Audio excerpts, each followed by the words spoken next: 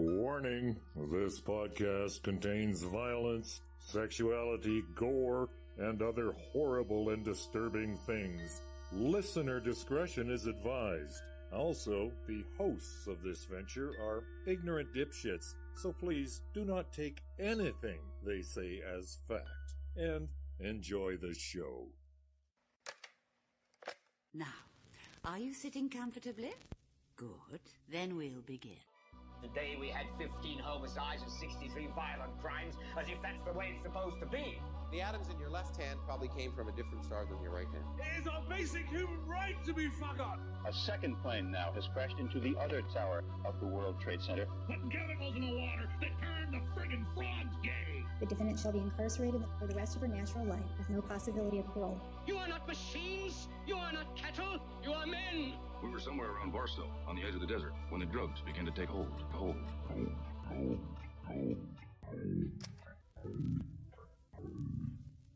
Occultae Veritatis.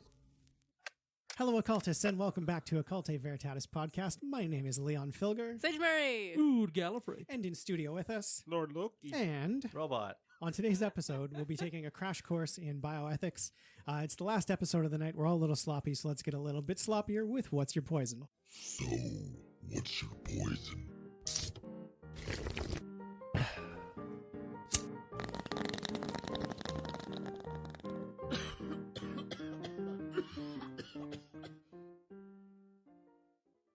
So in today's What's Your Poison, I've got a 2016 Toro Loco Tempranillo red wine from Spain. That's a good year. It is a good year, yeah. It's, you don't know. What year is it? 2016. Oh, the year that Oh, no, wait, that's a terrible year. 2016 was the worst. The year that brought us the God King Trump, right? The God King. Thank you. What do they call him? Emperor King. Oh, isn't yeah, it? yeah. The P King Trump. P King. Thank you. Man, he has a whole bushel of troubles, that boy. Bushel. Yeah. Show you a bushel. Wait until somebody comes to harvest him. He's gonna be what? I think I've just been harassed. I think you might have been. This is Hashtag me too now. This is a great start to an episode. Oh. Now, in the defense of the wine, they recommended chilling it in a refrigerator for 4 minutes prior to serving. With a red wine? Yeah, it says right on the back. The Spaniards are weird. It's good. It's a little bit sweet. Like it's a little bit sweet for me too, but it's not shitty. Like no, it's not shitty. It's not shitty at all. No, it's good. It's a little bit floral and citrusy. I like it. Yeah, it's not. This isn't dry. Like this is the opposite of dry, right? It's not a dessert wine. No, but it's not terribly dry. It's got a reasonably dry finish on it though. Like I like it. I would get drunk on this. Yeah, I like this wine. Absolutely. How much did it cost for the bottle? This was the single cheapest Spanish wine they had. It was on sale for $11.99. Nice. Yeah. Wow. Yeah. Another really good budget wine that I like is Casillero del Diablo. Oh, yes. Yeah. This wine claims Toro Loco Tempranillo is a single varietal wine from Spain that displays a full-bodied fruit flavor, silky tannins, and a smoothness that allows us to appreciate it fully. Ideal with red meats and grilled dishes. Chill 4 minutes in the fridge for an ideal serving temperature. Yeah, it's definitely smooth. Yeah. Nice taste. Okay. Yeah. I would eat this with lasagna. I'd eat it with lasagna too. Okay. I'm gonna put all my concentration power into my tongue and see what hints I can pick up. Concentration powers activate. I don't have much of a taste for wine, but Kinda has an aftertaste of golden Oreos. Oh, those are good. I'm going to give this a 6 out of 10. It's a pretty good wine. I'm going to give it a 7 out of 10. I like it. I don't know, I like it more with each sip I have. I think it's usually how wine goes. Yeah. I guess most alcohol goes, but I'm gonna give this a 7 out of 10. It's a nice wine. It's not unpleasant. It's good to drink. I'd buy it.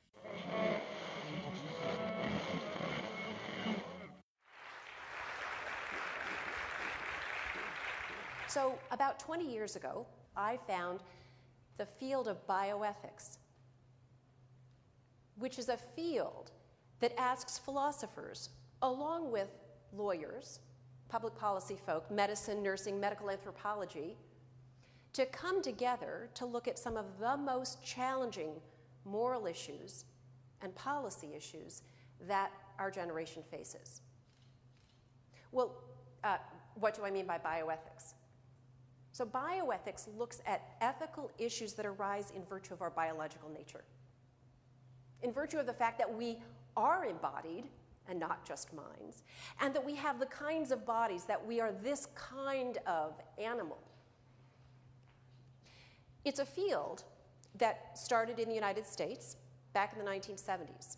And cast your mind back to history, this was a time of the civil rights movement, the time of the women's movement, when groups of people came forward with new voices to assert that they had rights that weren't being respected.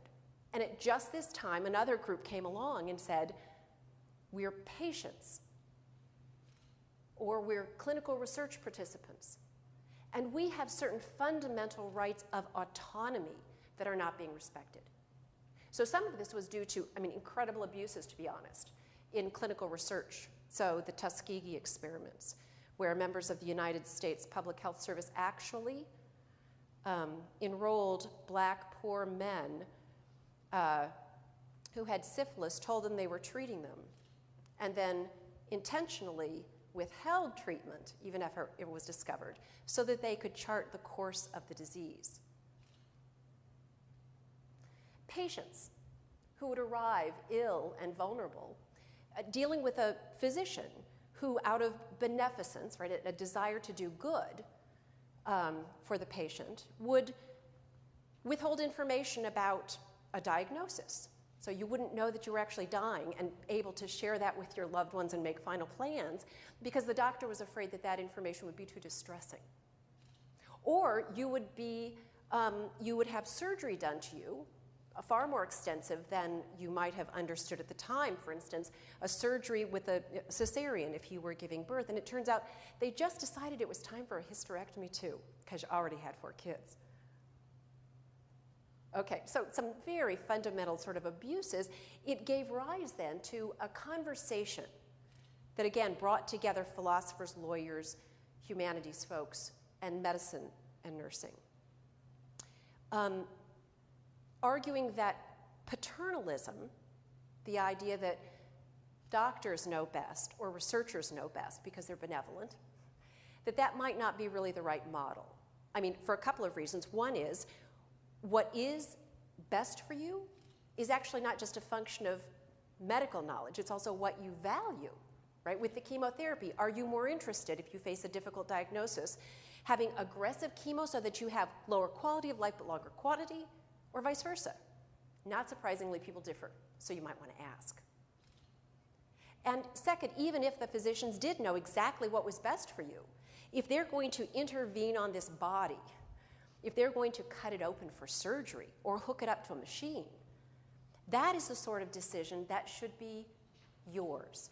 That should belong to the person who lives in that body, even if it's a terrible decision, right? So even if the doctor were right, you should have had the surgery, at the end of the day, it's your decision to make. All right, we ready for some bioethics? Oui, oui. I was born ready. Okay, so this is a super crash course. I'll introduce myself. My name's Leon Filger. I'm a bioethics facilitator with, I won't say which health region. Hi, Leon. Hey, how's it going? Yeah. I took my training 7 years ago, and since then have sat on an ethics committee that sort of jumps around to different long-term care facilities in the region, making decisions for people who are unable to make decisions for themselves. Right. The lesson that I'm going to be teaching today is about a 3-week training course, and I'm going to condense it to half an hour. Oh, goody. Oh, awesome. Cool. Nice. So this is bioethics in a nutshell. Bioethics comes from 2 words, bios meaning life and ethos meaning behavior. Wikipedia defines bioethics as, quote, bioethics is the study of controversial ethics brought about by advances in biology and medicine. Bioethicists, such as myself, are concerned with the ethical questions that arise in the relationships among life sciences, biotechnology, medicine, politics, law, and philosophy. And there are 4 principles of bioethics. And when we go to work as bioethicists and are faced with an ethical dilemma, we have to apply these 4 principles evenly every single time. And as long as we do that, we generally come up with fairly favorable and fair and just outcomes. Okay. So they are respect for autonomy, non-malfeasance, beneficence, and justice. Oh, yeah. I remember these. Yes. I've learned these. They're very exciting. Yeah. Would you like to learn more? Yeah, absolutely. Okay. I'm game. So respect for autonomy, the word autonomy comes from the Greek auto for self and nomos meaning law. It means the capacity of a rational individual to make an informed decision free from coercion. And this particular fundamental is important for future episodes that I'm going to do, one on doctor-assisted dying, another on infant male circumcision, and another on abortion. And we're going to talk about respect for autonomy quite heavily in those episodes. So that's why I wanted to do this bioethics episode in advance of those, so that I can refer back to this episode. This is the primer. This is the primer. Yeah. Laying the foundation. Exactly.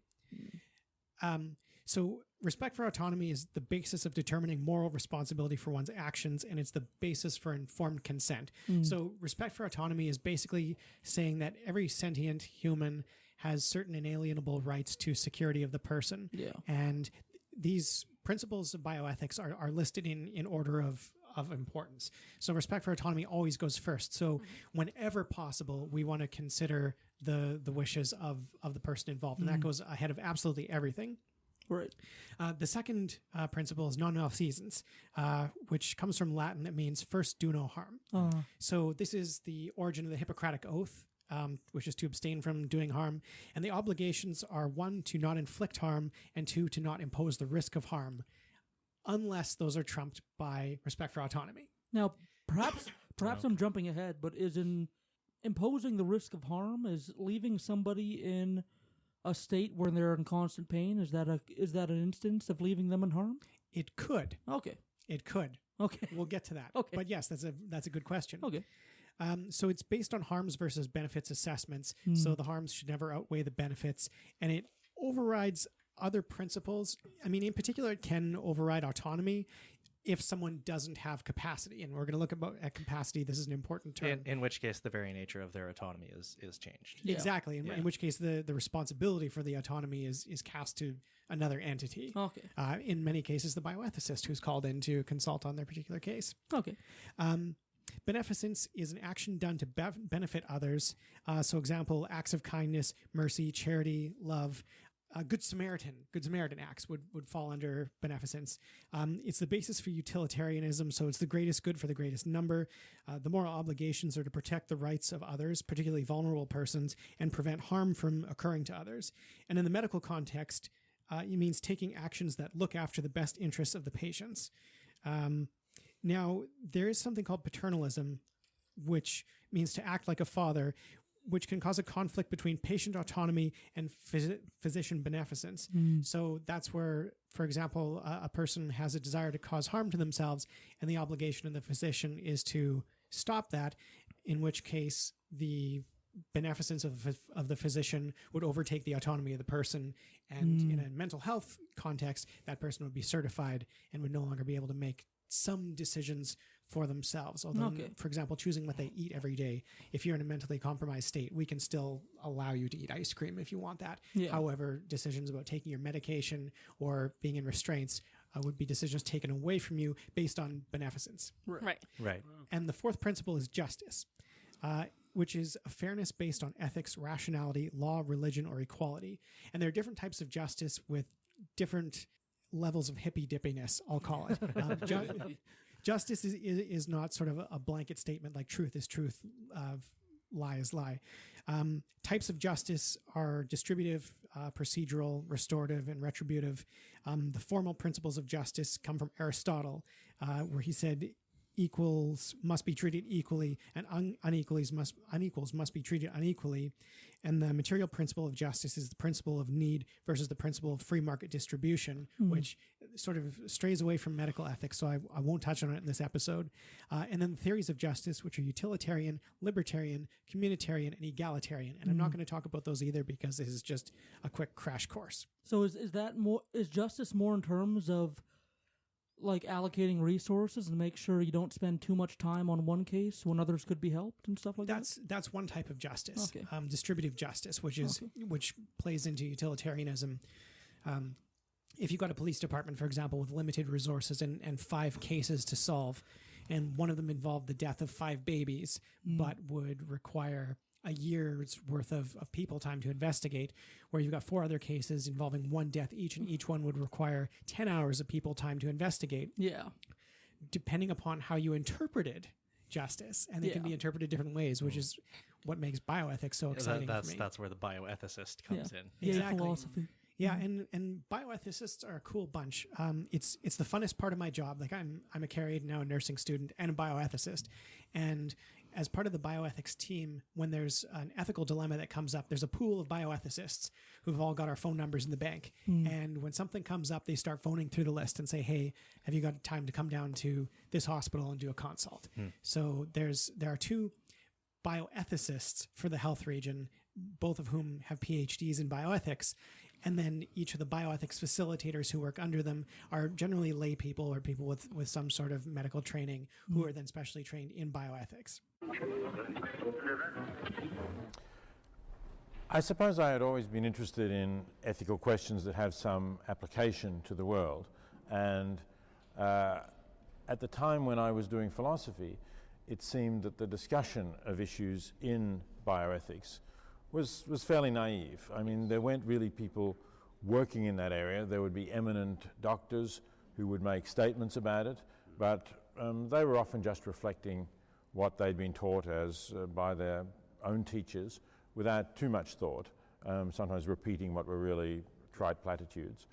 And on the other hand, whenever there was some new development, and the most dramatic one was development of in vitro fertilization with Steptoe and Edwards' work in this country, soon followed up by Wood and Transon in Australia, then the press would go to theologians who would put particular views from their religion.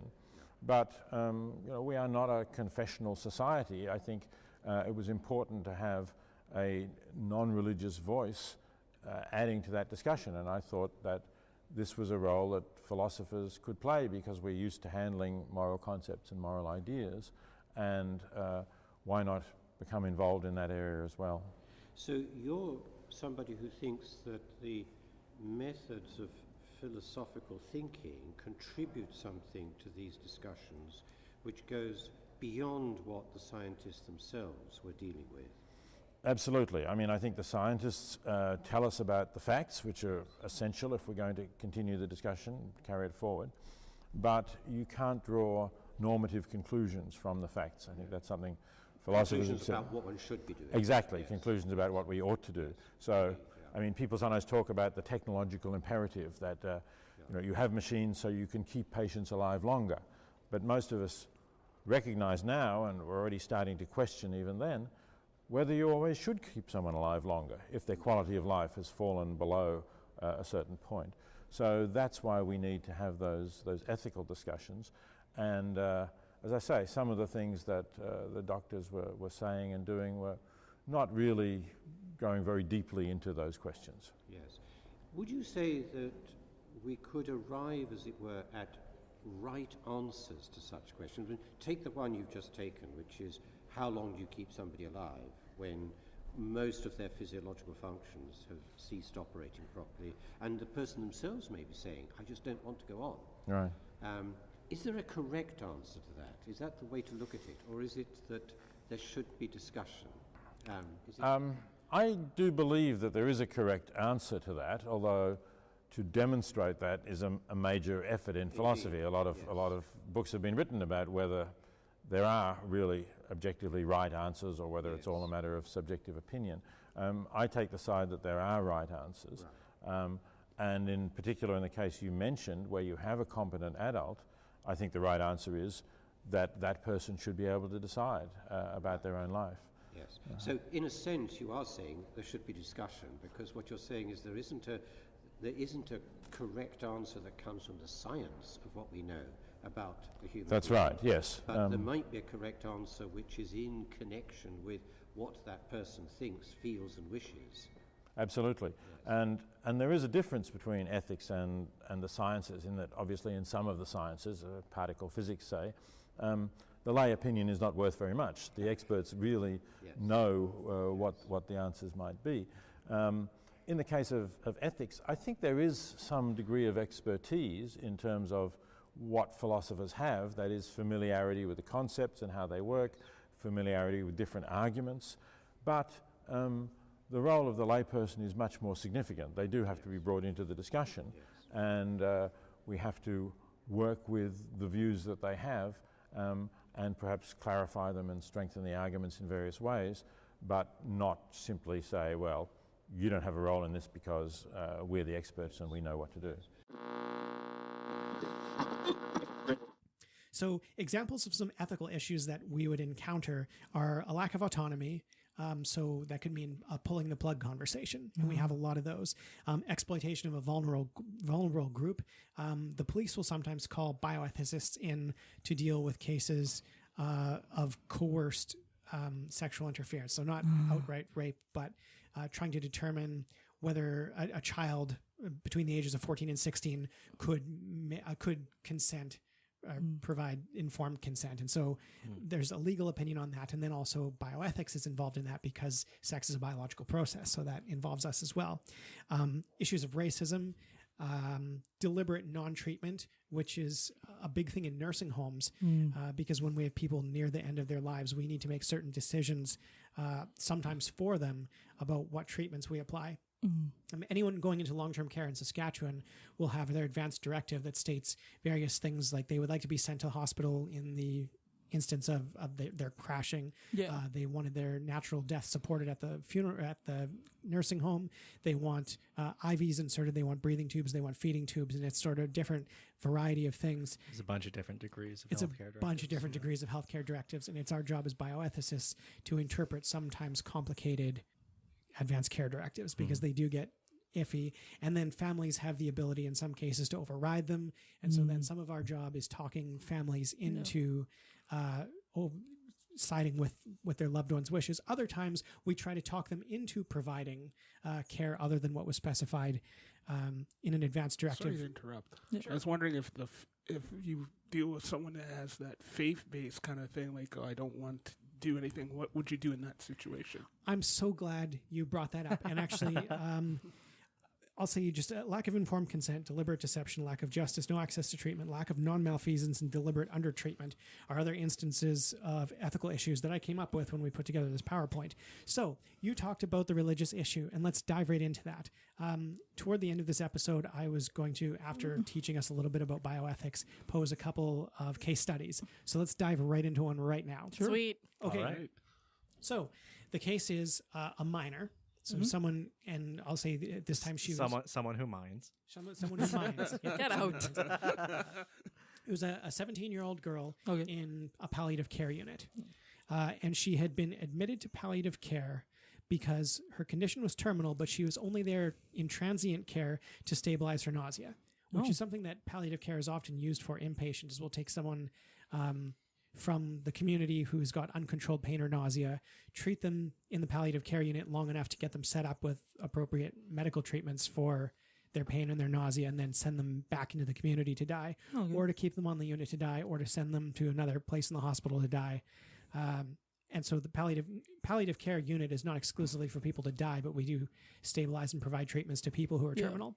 So this girl, 17 years old, was in our unit for 2 days to have her nausea stabilized because she was just vomiting like crazy, and nothing they were providing her on the oncology unit could stop her from vomiting. And so they needed to bring her to us to really pound some heavy duty IV on Danzatron into her to try to get her stabilized because we were able to abate her nausea with dimenhydrinate, but her stomach was so contracted from the esophageal cancer that she was dealing with that she just kept puking and she couldn't stop. So we had to then administer some tranquilizers to her to physically relax her to the point where she would stop vomiting because she didn't want to be vomiting in the last days of her life and wanted some peace. Yeah. I can understand that. Yeah. Very fair. But something happened. An oncologist who was treating her sent a report into palliative care and said she's not to be sent to the community. She's to be sent back to oncology because we want to give her a blood transfusion, because we believe that giving her that blood transfusion after you've intervened with your anti-nauseants will give her a better quality of life into her last days. So why is that? Well, because dehydration is a shitty way to go. Okay. And also administering IV therapies to someone when they're really dehydrated is tough to do. Trying to start an IV when someone's got no veins to stick into. For example, like when I die, if I become terminal, I want IV therapy applied the entire time. I don't want to die dehydrated. A blood transfusion, though, not just saline? Blood transfusion. Wow. Yeah. Okay. So they wanted her to have this blood transfusion. Now, she's a minor. And so under the principles of beneficence, her physician had said, we can improve your quality of life going into your death with this blood transfusion. Her autonomy was compromised by her age. Now, because she was only 17 and not 18, we treat her a little bit differently than we would an adult patient, because an adult patient who was competent, who had capacity to make the decision, and she did have capacity, she was lucid. Yeah. An adult patient could flat out refuse the blood transfusion, and that's the end of that. Yeah. Her oncologist wanted her to have the blood transfusion. She wasn't specifically opposed to it, but she was Jehovah's Witness. Of course. Yeah. And her parents were too. Jehovah's Witnesses refuse blood transfusions mainly based on a scripture in the book of Acts that says abstain from blood, literally. And so they take that to mean even transfusions into the body. But beyond that, Jehovah's Witnesses also see blood as sacred. It's what life is from. Jesus shed his blood for mankind's sin, for mankind's salvation. So they see that as just something not to tinker with, that it was a commandment from God, and so they're going to honor that. Following the witness way of life isn't easy. At 23, Seth's own faith is being tested. My health condition that I'm facing right now is called sclerosing cholangitis. Definitely went from something I thought was minor to now something very serious. Do you have any more Prograf, Mom? A rare genetic disease has been attacking Seth's liver since he was a teenager. Jehovah's Witnesses accept most medical treatment. Seth takes 30 pills a day and gets nightly injections to keep his liver functioning. However, he'll need a liver transplant. Seth wants the transplant. But as a Jehovah's Witness, he won't take a blood transfusion, even his own stored in advance. And without blood, hospitals won't take him. When Jehovah's Witnesses refuse blood transfusions, it caused extreme tension between the medical establishment and the religion. And when blood transfusions became common in the 1950s, doctors would force the blood on witnesses against their will. And witnesses said, look, we're not against medicine. Treat us, just find a different way other than blood. Well, for 30 or so years, there was no other way. And so it was always this conflict. They believe that God has the right to set the standards of what's right and wrong, and that those standards, when adhered to, are always going to be bringing blessings to those who are obedient to them. So they don't feel like they're being pressured into not taking a blood transfusion. This is not mere compliance to some organizational dictum.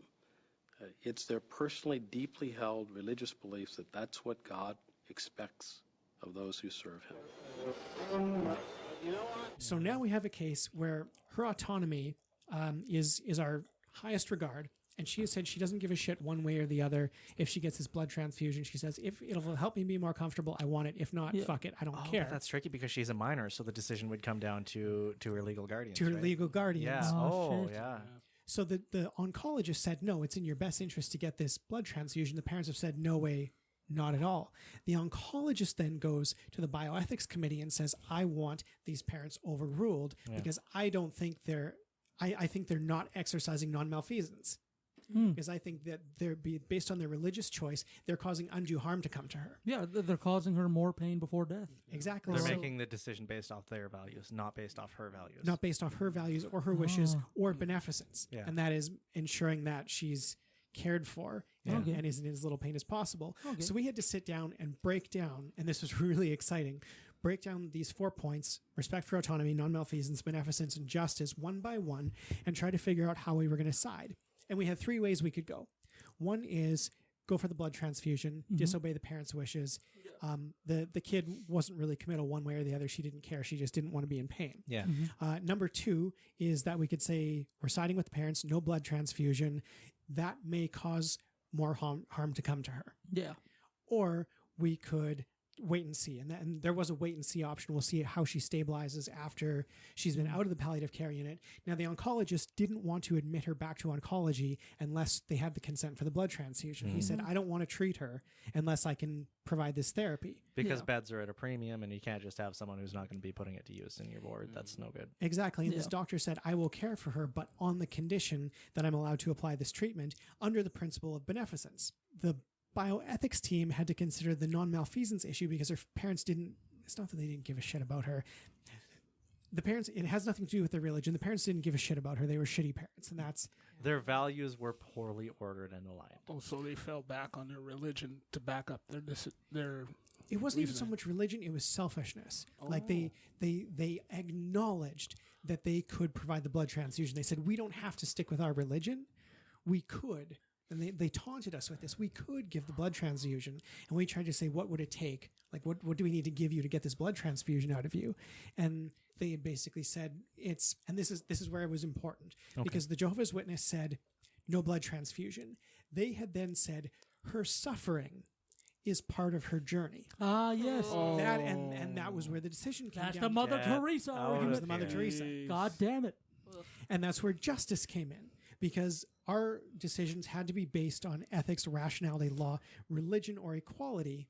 But equality and justice comes before religion because it wasn't on religious grounds. We decided that they were opposing it. They were opposing it on grounds that they were fucking assholes. Yeah. So they were putting their child in pain so that they could get their religion boners on, basically. Yeah. Exactly. After acknowledging that they didn't have to get their religion boners on. Well, there's going to be some angry Jehovah's Witnesses. There's no Jehovah's Witnesses that listen to this show. What am I talking about? That's insane. I mean, I have a friend who's one. And I He's in Nepal, Manitoba. Like, me and Leon both acknowledge Mother Teresa, and I guess for those of you out there that don't know, she was quoted as saying that you can really see Jesus in the body of a broken man. Yeah. Like, she thought that pain was the window to see God's action on earth. So she purposely disallowed treatment, and she purposely disallowed things that would help people die with more comfortability because she wanted to have a religious experience by seeing them have pain before death. She was a monster. She was a monster. Yeah. Okay, bioethics team.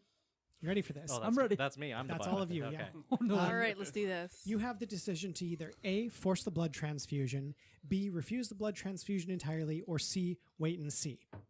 I'd force the blood transfusion after hearing that last bit about the parents taunting you, being like, well, we could, but we love suffering. Yeah. It's part of her journey. Want the last mouthful? I think specifically because of that they have shown themselves to be a little bit callous about the whole affair. Yeah.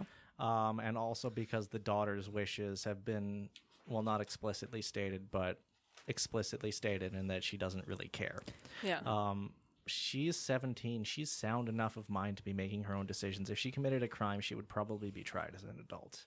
I think it's reasonable in this case that we value what she wants for herself above what the parents would want for her, especially when they've shown themselves to be standing in the kind of position that they are.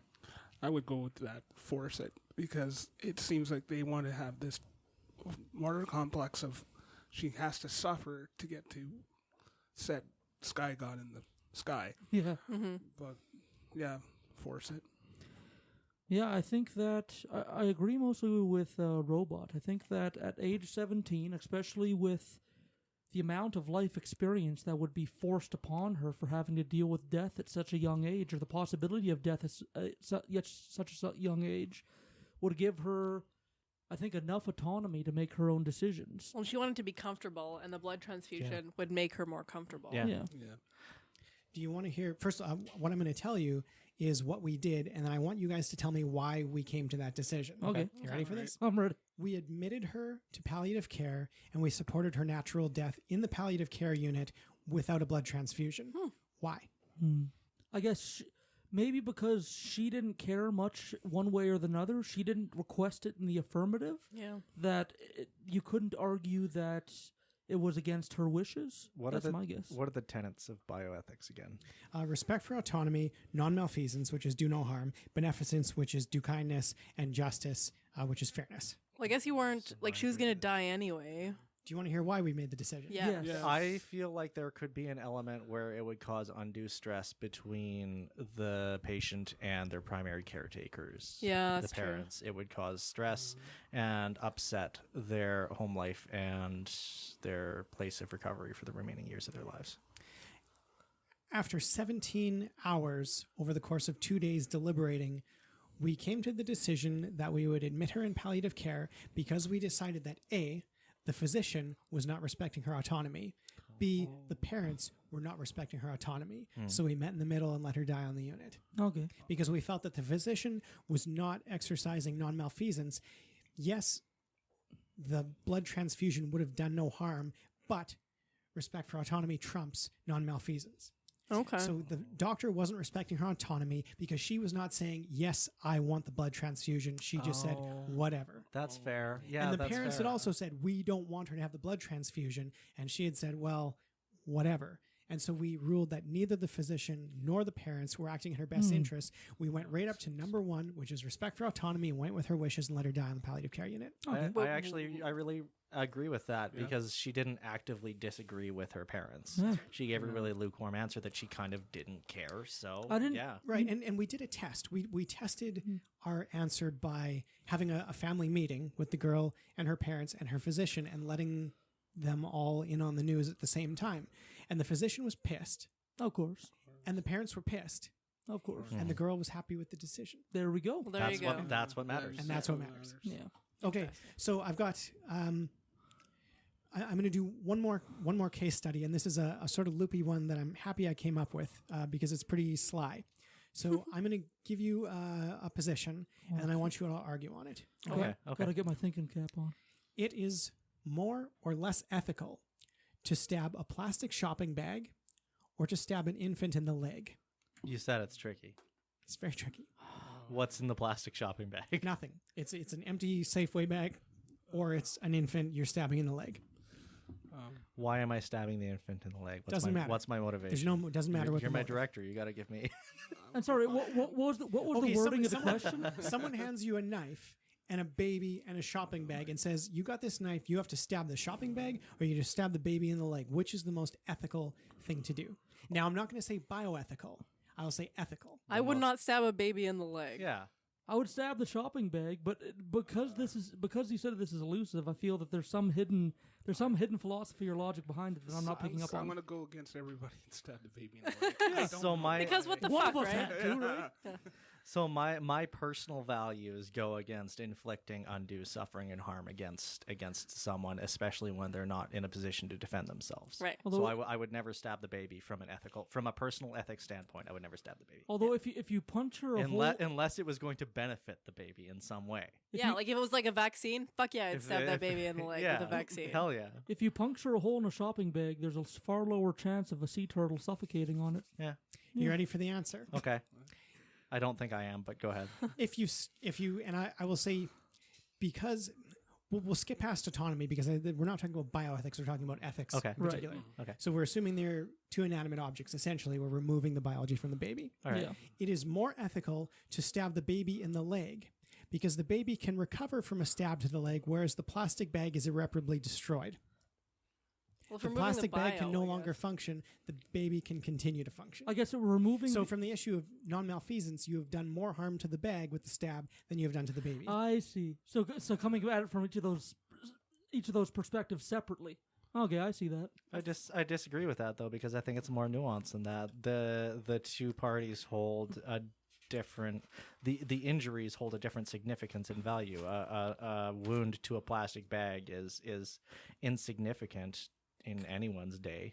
Yeah, You're not causing harm to anyone. I can see where you're coming from. Yeah. I just don't agree with it. I can see the technicality of it and everything. It's a but- disgusting technicality. Yeah. But yeah, I mean, if you remove the BIOS from it, Yeah. stabbing the bag is the worst thing to do. But if I'm a bioethics facilitator, so obviously I'm never going to stab a baby in the leg. That's fucked. If you just reduce it to a plastic bag and a pile of meat, Yeah. okay, sure. Yeah. Sure. And I think that's what the hypothetical was, is you're removing any autonomy from the baby. The baby just becomes meat at that point, I think. Right. Yeah. Okay, so I want to cover two terms before we end because this is like I said, a brief course, and it's at the end of a very long night, and we're all drunk and want to go home. So there are two important terms that we use in bioethics. One is capacity, and according to the PowerPoint presentation that I wrote in 2012, capacity means the ability to A, understand information relevant to a healthcare decision respecting a proposed treatment, B, to appreciate the reasonably foreseeable consequences of making or not making a healthcare decision respecting a proposed treatment, and C, to communicate a health decision on a proposed treatment. So I work a lot in mental health, and a lot of the decisions that I've consulted on recently have had to do with mental health. Under the Saskatchewan Mental Health Act, we can keep people incarcerated, if you want to call it that, in inpatient facilities if we deem they're a risk to themselves or others. And we, in the Mental Health Act, we have to really carefully decide whether we should allow people to harm themselves or not. Because with respect for autonomy, if we wanted to argue that above all, which is what we're supposed to do, respect for autonomy, and an adult says, I want to kill myself, if we were respecting autonomy without capacity, we would say, okay, go hard. Yeah. You have the right to do that. It'd be like the suicide booths in Futurama. Exactly. You can go for it. But because of capacity, when you're mentally compromised or when you're under the age of 18 or when you're under the influence of certain medications or when you're if you're dehydrated in an ER, you can lose capacity because of dehydration. If you have a urinary tract infection and you're in long-term care, we can strip you of capacity for that as well. It must be a really, really interesting time in bioethics right now with the emergence of MAID and everything. It's scary and exciting. For those who don't know, I guess MAID is the new procedure that we have. It's medically assisted in induction of death. Oh, yeah. So it's the whole assisted suicide. Like and there's Dr. Kravakian kind of stuff. Yeah. There's an episode coming up on that. And I shall have awesome. I'm doing medically assisted dying. Yeah. Can I come? You bet. Awesome. Yeah.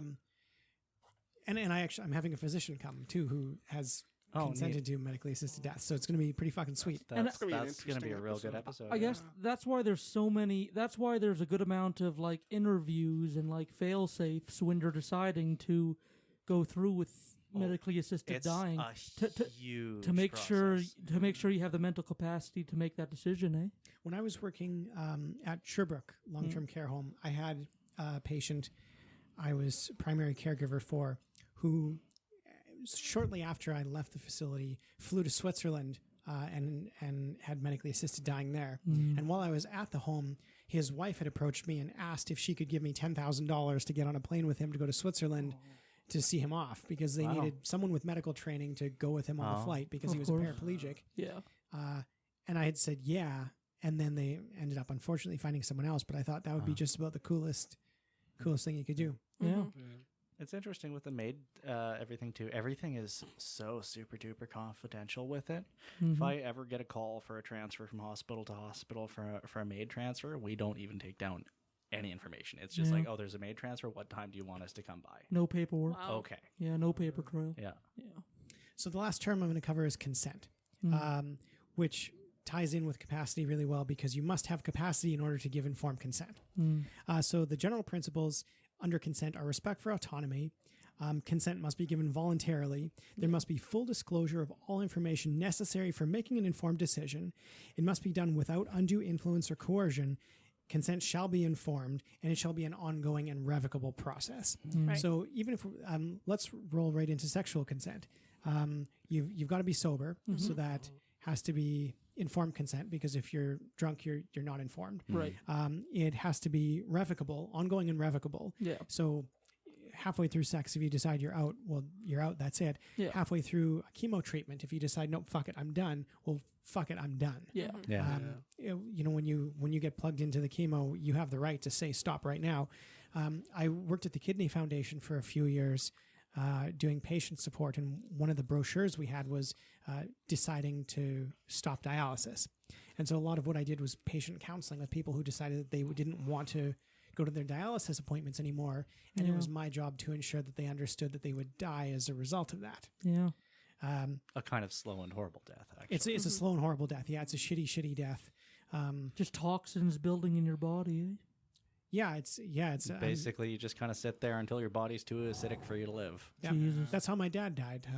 He was on a wait list for a kidney that never came, and eventually was too sick for dialysis to help him anymore, and that's how he died. Sucks. So, and then I went to work the next week for the Kidney Foundation, inspired by that, and I did that for a few years. So I guess that's the end of my lesson on bioethics. Let's do some closing arguments, and again, keeping in mind that the next episodes I put out on bioethics are going to be infant male circumcision, abortion, and doctor-assisted dying, and I hope you all are going to stick around for those because they should be pretty exciting. I was going to ask, Joseph Mangala, where would he fall on this? Whoa. Autonomy. Number one, he'd be knocked off. He had no respect for autonomy. We don't have to go to any of the other principles. Respect for autonomy is done. I think he breached kind of like every single I mean, that's all four of them, but you only have to get past one before you can get knocked out because they are in order of precedent. Okay. He's a good example of science without ethics. He tried to do a whole bunch of things to see what would happen. It wasn't even science. It was just butchery. It was butchery, and then out of that, Let's see what happens when I do this. Yeah. Stick in a fork and stir it around and see if they blink. Yeah. I'll just say, without that, most of his medical procedures came from that, though. But. Yeah. Actually, we talked about that on the Nazi medical experiments, and a lot of the experiments that were done in Nazi medical camps were so poorly done with like bad controls and a lack of... Yeah, the data wasn't even usable. Yeah, that's the tragic thing. Like, there were some examples, like our knowledge about hypothermia, we got a good amount of that. Our knowledge on drowning, we got a good amount from that. But most of the experiments were unusable just because they were so sloppily done. I still think you guys should do an episode on Project MK Ultra. No, I'm in for that. Eventually, if you haven't noticed, we're... some of us, me especially, I'm avoiding some of the huge stuff until I get a bit better at researching. Like, especially, I'm avoiding 9/11 like the plague because I have to read like so fucking much for that. I think I suggested Project MK Ultra after like the third episode came out. You got really excited about it. So anyway, there's a bunch of other stuff I could talk about, like conflicts of interest, especially in other ethical dilemmas. But I'm going to leave it at that because I'm sweating like a pig. The wine is all gone, and I really want to go home because I might get late when I get home. Play my turns right. So, for Occultae Veritatis podcast, I'm Leon Filger. Sage Murray. Ooh, Gallifrey. In studio with us, Lord Loki. And the indestructible robot. Be kind to each other. Love you, bye. Have a good night. And our palate cleanser this week is Barrett's Privateers by Stan Rogers. And I chose what I think is the best version of the song. And it's just Stan Rogers in a cabin with a bunch of friends singing. So enjoy that and see you in the after show. On the 96th day we sailed again. How I wish I was in Sherbrooke now. When a bloody great Yankee hove in sight, with our cracked 4-pounders we made to fight. God damn them all. I was told we'd cruise the seas for American gold. We'd fire no guns, shed no tears. Now I'm a broken man on a Halifax pier. The last of Barrett's privateers. The Yankee lay low down with gold. How I wish I was in Sherbrooke now. She was broad and fat and loose in stays, but to catch her took the antelope 2 whole days. God damn them all. I was told we'd cruise the seas for American gold. We'd fire no guns, shed no tears. Now I'm a broken man on a Halifax pier, the last of Barrett's privateers. And at length we stood 2 cables away. How I wish I was in Sherbrooke now. Our cracked 4-pounders made an awful din, but with one fat ball the Yanks stove us in. God damn them all. I was told we'd cruise the seas for American gold. We'd fire no guns, shed no tears. Now I'm a broken man on a Halifax pier, the last of Barrett's privateers. The antelope shook and pitched on her side. How I wish I was in Sherbrooke now. Barrett was smashed like a bowl of eggs, and the main truck carried off both my legs. God damn them all. I was told we'd cruise the seas for American gold. We'd fire no guns, shed no tears. Now I'm a broken man on a Halifax pier, the last of Barrett's privateers. So here I lay in my 23rd year. How I wish I was in Sherbrooke now. It's been been 6 years since we sailed away, and I just made Halifax yesterday. God damn them all. I was told we'd cruise the seas for American gold. We'd fire no guns, shed no tears. Now I'm a broken man on a Halifax pier, the last of Barrett's privateers.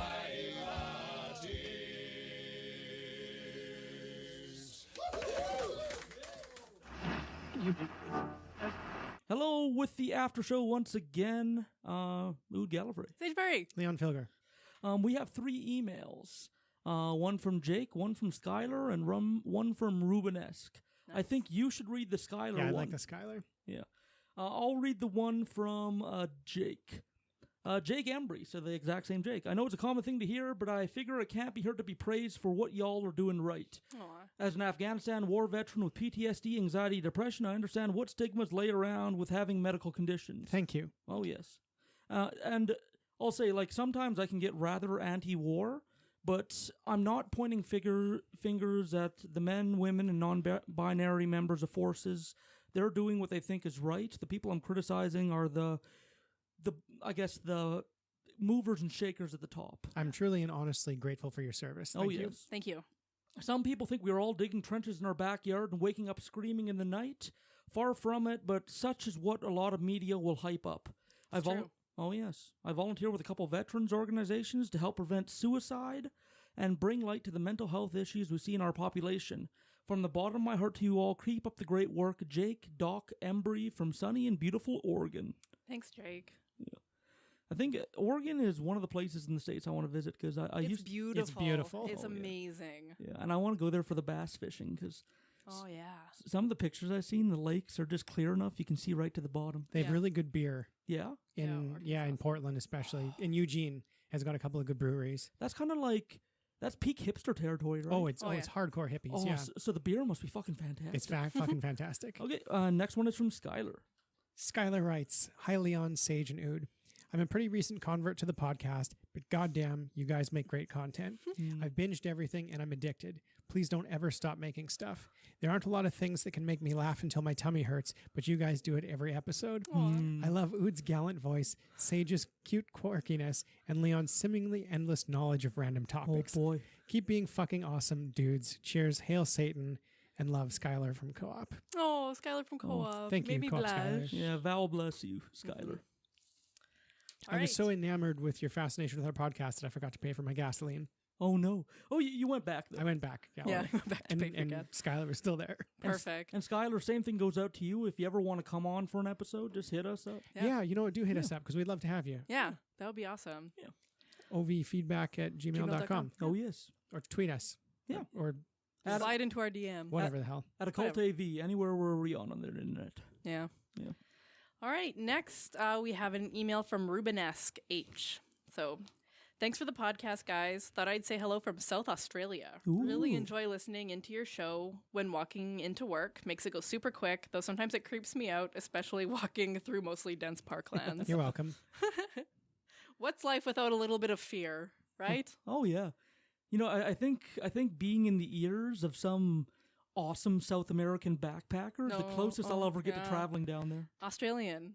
Australian? Yeah, South Australian. Oh, shit. From South Australia. Oh, I should have opened my ears better. Yes, you should have. I'm sorry, South Australian, which makes it even more badass. They have like that's 3 times the number of poisonous things. That's so cool. Yeah. Oh, I'm all excited now. All right. Awesome. Yeah, we love feedback. From the start, we always wanted this to be a fan-oriented show where, you know, you share with us and we share back. So, And if you have anything to say negative or anything critical, send it to us too. We're always, none of us know everything. We're all still learning. I know everything. No, you don't. Okay. If we're shitty, call us out on our shittiness because, like I said, like we're white people in Saskatoon and we welcome the opportunity to grow as people. Yeah, if we can even, we're here to bust stigmas, and if we need to bust some of our own bullshit, we'll do that too. Oh, yes, absolutely. Yep. Alrighty, so another successful after show. Thank you very much for listening. I love you all. Love you. Who are you? I am Ood. I'm Ood. Sage Murray. Leon Filger. Love you. Bye. Cheers. See you guys next week.